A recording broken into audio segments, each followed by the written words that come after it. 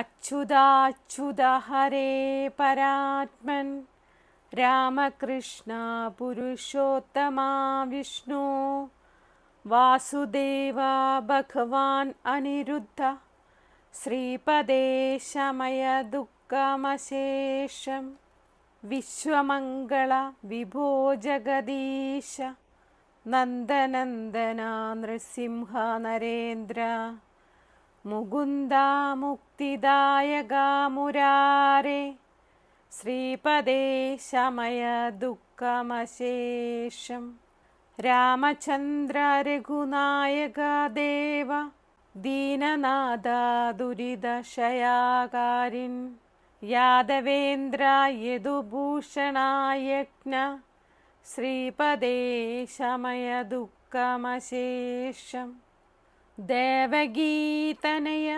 ദുഃഖദവാഗ്നേ രാധികാരമണ രമ്യസുമൂർത്തേ ദുഃഖമോചന ദയാർണവനാഥ ശ്രീപദേ ശമയ ദുഃഖമശേഷം ഗോപികാവദന ചന്ദ്രചകോര നിത്യനിർഗുണ നിരഞ്ജന ജിഷ്ണു പൂർണ്ണരൂപ ജയശങ്കര ശർവ ശ്രീപദേ ശമയ ദുഃഖമശേഷം ഗോകുലേശ ഗിരിധാരണാധീര യാമുനാച്ഛതട ഗേലനാവീര നാരദാദി മുനിവന്ദിതപാദ ശ്രീപദേ ശമയ ദുഃഖമശേഷം ദ്വാരകാധിപ ദുരന്തഗുണാബ്ദേ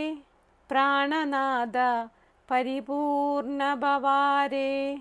ജ്ഞാനഗമ്യ ഗുണസാഗര ബ്രഹ്മൻ ശ്രീപദേ ശമയ ദുഃഖമശേഷം ദുഷ്ടനിർദലന ദേവദയാലോ പത്മനാഭ ധരണീധരധന്യൻ രാവണാന്തക രമേശ മുരാരേ ശ്രീപദേ ശമയ ദുഃഖമശേഷം.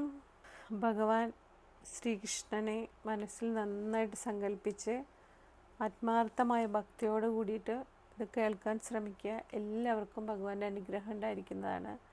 3 തവണയോ 7 തവണയോ ഇത് കേൾക്കാൻ ശ്രമിക്കുക.